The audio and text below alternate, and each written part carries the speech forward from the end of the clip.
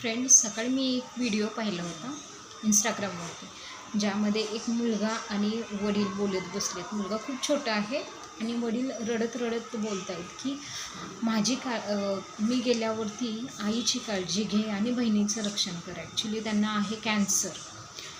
त्यामध्ये म्हणजे त्या माणसाची आता सिच्युएशन काय असेल की आपल्याला त्यांना कॅन्सर झालं याचं टेन्शन नाही आहे, तर त्यांच्या माघारी त्यांच्या फॅमिलीचं काय होणार आहे याचं टेन्शन जास्त आहे. आणि ते त्यांच्या छोट्याशा मुलासोबत हे बोलत आहेत. पण ॲक्च्युली तो मुलगा एवढा मोठा नाही आहे की त्याला हे समजत असेल की ते वडील काय बोलत आहेत, का बोलत आहेत, ते कुठे जाणार आहे.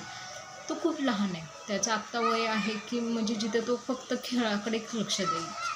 खरंच जर तुमच्या फॅमिलीचे आधारस्तंभ असाल, जर तुम्ही तुमच्या फॅमिलीवरती खरंच प्रेम करत असाल ना, तर अशा गोष्टी सोडा ज्या गोष्टींमुळे तुमच्या हेल्थवरती परिणाम होईल, ज्या गोष्टींमुळे तुम्ही तुमच्या फॅमिलीपासून लांब जाऊ शकता, त्या गोष्टी आत्ताच सोडा. कारण की वेळ गेल्यावरती ना फक्त पश्चातापच असतो, दुसरं काहीच नाही. मे बी ते लवकर बरे होतील, त्यांची फॅमिलीही नीट राहील, एवढीच देवाकडे प्रार्थना.